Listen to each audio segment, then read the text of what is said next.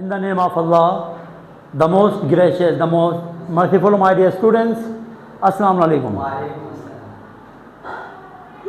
इससे पहले हमने दो थ्योरीज से related to acid and base आप लोगों को समझाएं।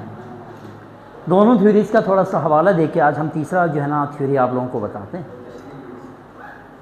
पहला जो थ्योरी था वो अर्हीनियस था। उनके मुताबिक जो भी पानी के अंदर H+ आयन देगा वो एसिड कहलाएगा, जो भी पानी के अंदर OH- आयन देगा वो बेस कहलाएगा।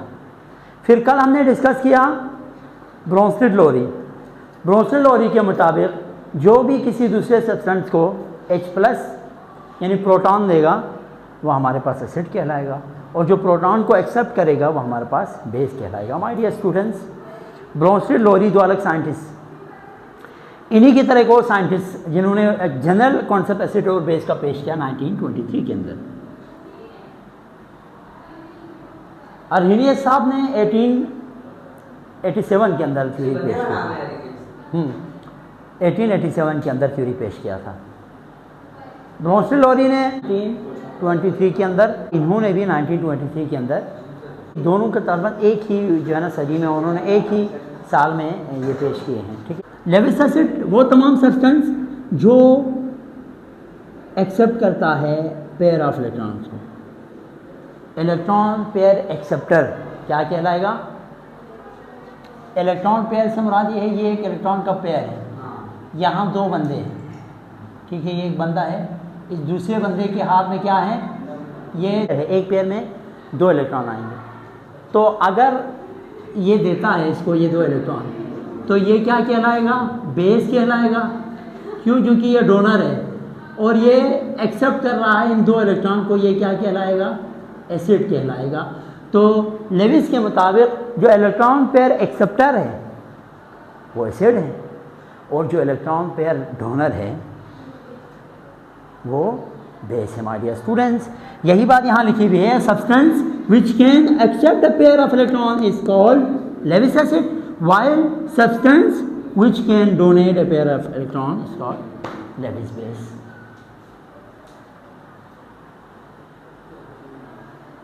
आई बात समझ में? आप एक एग्जांपल के जरिए अगर हम समझना चाहें, NH3 इसके पास एक इलेक्ट्रॉन का पेयर मौजूद होता है इस तरह। NH3 क्या है? NH3 के पास एक इलेक्ट्रॉन का पेयर है। क्या है? इलेक्ट्रॉन का पेयर। ये BF3 को देगा, BF3 उसको एक्सेप्ट करेगा, तो NH3 और BF3 के दरमियान एक बॉन्डिंग सा बनेगा, ये आपस में जुड़ जाएंगे। और जिन्होंने दिया है, अब NH3 क्या है? डोनर। NH3 यहाँ पे बेस कहलाएगा माय डियर स्टूडेंट्स, और BF3 ने एक्सेप्ट किया है तो ये क्या कहलाएगा? एसिड। तो जो इलेक्ट्रॉन पेयर डोनर है वो बेस है, और जो इलेक्ट्रॉन पेयर एक्सेप्टर है वो क्या है? Acid. Here NH3 is the donor of electron, electron दे रहे हैं ना, ये डोनर है, while BF3 is accepting a pair of electron, जबकि BF3 इसको एक्सेप्ट कर रहा है। So according to Lewis concept of acid and base, NH3 is Lewis acid and BF3 is Lewis base। आई बात समझ में? लिमिटेशन देखिए, इसकी लिमिटेशन ये है कि ये कोई भी केमिकल रिएक्शन होते हैं, वहाँ पे जब ये रिएक्शन हो रहे होते हैं तो इस केस में एनर्जी रिलीज़ हो रही होती है। ये एनर्जी क्यों रिलीज़ हो रही होती है इसके बारे में उसने नहीं बताया, उसके पास कोई जवाब नहीं था, ये खामी है उनकी। दूसरा, it couldn't clarify the shapes of molecules, shape के बारे में नहीं बता सके। ठीक है, ये शेप के बारे में नहीं बता, it could not clarify the shapes of molecules, molecule की शेप ये एक्सप्लेन नहीं कर सका। और as well as it could not explain the nature of attractive force between the atoms of molecules. अब इनके दरमियान जो कोई ना कोई फोर्स ऑफ अट्रैक्शन होंगी ना, ये नहीं बता सके कि ये कोवलेंट बॉन्ड है या आयोनिक बॉन्ड है या इलेक्ट्रोस्टैटिक कोई सभी मेटालिक बॉन्ड है, ये एक्सप्लेन नहीं कर सकता। तो इन तीन जो है ना खामियां आपको मिलेंगी किसके अंदर?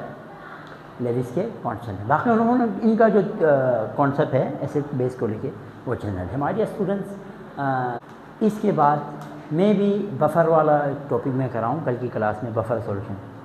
ठीक है, उसके बाद ये चैप्टर जो है ना कंप्लीट हो जाएगा, और ऑर्गेनिक केमिस्ट्री जिसमें नेमी वगैरह आप जो देते हैं ना, वो वाला चैप्टर इंशाल्लाह हमारी नेक्स्ट क्लास का हिस्सा बनेगा। अपना ख्याल रखिएगा। अल्लाह हाफ़िज़।